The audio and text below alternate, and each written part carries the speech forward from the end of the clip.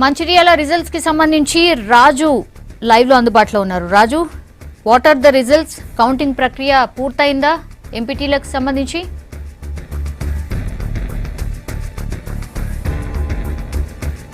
సౌమ్య, మంచిర్యాల జిల్లాలో MPTC ZPTC ఎన్నికలు counting ప్రశాంతంగా జరుగుతుందని చెప్పవచ్చు. ఉదయం నుంచి కూడా చాలా హోరాహోరీ మధ్యన కూడా కౌంటింగ్ ప్రక్రియ ప్రారంభమైంది. అదేనా జరుగుతుంది. ముఖ్యంగా మంచిర్యాల జిల్లా వచ్చేసేటువంటి అటు కాంగ్రెస్ టీఆర్ఎస్ మధ్య కొంచెం టఫ్ ఫైట్ ఉన్నట్టుగా సంభవిస్తుంది.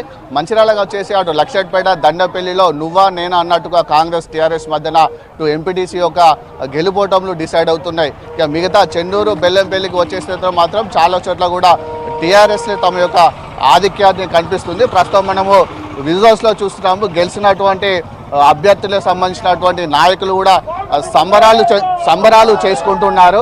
ఆ విజువల్స్ కూడా మనకు కనిపిస్తున్నాయి. యూత్ ఎక్కువ శాతం కూడా ఈసారి ఎంజాయ్ చేస్తున్నట్టుగా పరిస్థితి మనకు మంచిర్యాలలో కనిపిస్తుంది. ఇటు చెన్నూరు బెల్లంపల్లి నియోజకవర్గాల్లో కూడా ఇప్పటి వరకు అందినటువంటి రిజల్ట్స్ ప్రకారం చూస్తే కనుక టీఆర్ఎస్ ఎంపీటీసీ అభ్యర్థులే ఎక్కువగా తమ యొక్క గెలుపును క్రియేట్ చేసుకున్నట్టుగా పరిస్థితి కనిపిస్తుంది. అయితే మొత్తానికి అయితే కూడా టీఆర్ఎస్ యొక్క హవా కూడా కొనసాగుతుందని మనము చెప్పవచ్చు. ముఖ్యంగా మనకు ఎంజాయ్ చేస్తున్నటువంటి యూత్ను అటు వివిధ పార్టీల యొక్క నాయకులను కూడా మనం చూస్తున్నాము. అయితే మంచిర్యాల జిల్లా జన్నారం మండలం రాంపల్లికి వచ్చేసినది అక్కడ ఎంపీటీసీ ఎన్నికల్లో అటు కాంగ్రెస్ అభ్యర్థి వెంకటస్వామికి టీఆర్ఎస్ అభ్యర్థి రమేష్ కూడా ఇద్దరికి 218 ఓట్ల సమాన ఓట్లు రావడంతో అటు అధికారులు తిరిగి రీకౌంటింగ్ చేస్తున్నారు.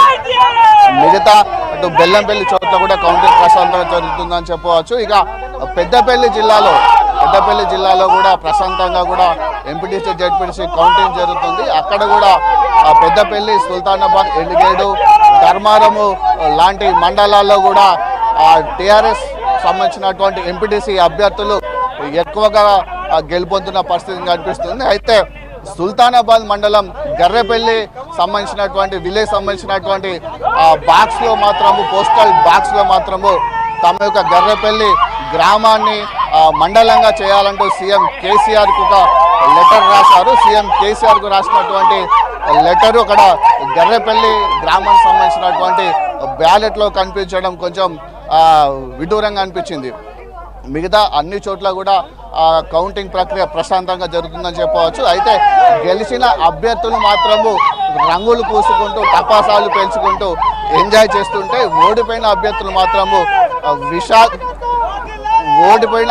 మాత్రము విషాద వదనంలో ఇంటికి వెళ్తున్న పరిస్థితి కనిపిస్తుంది. అయితే ఈసారి ఎక్కువ శాతము ఎంపీటీసీ జెడ్పీటీసీ ఎలక్షన్లకు సంబంధించినటువంటి చాలా మంది యూత్ ఎక్కువగా పోటీ చేశారు. దీంతో ఎక్కువ శాతము కౌంటింగ్ కేంద్రాల వద్ద ఎక్కువ శాతము యూత్ ఉంటున్న పరిస్థితి కనిపిస్తుంది.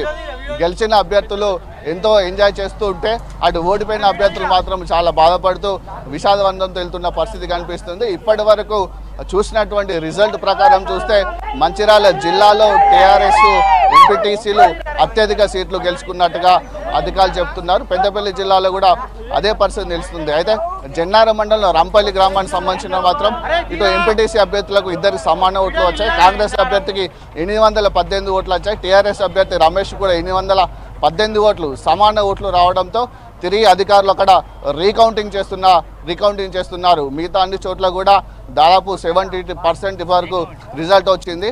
ఇటు ఎంపీటీసీ అయిపోయిన తర్వాత కౌంటింగ్ ప్రక్రియ ప్రారంభం కానుంది. Vote studio. ఓకే రాజు.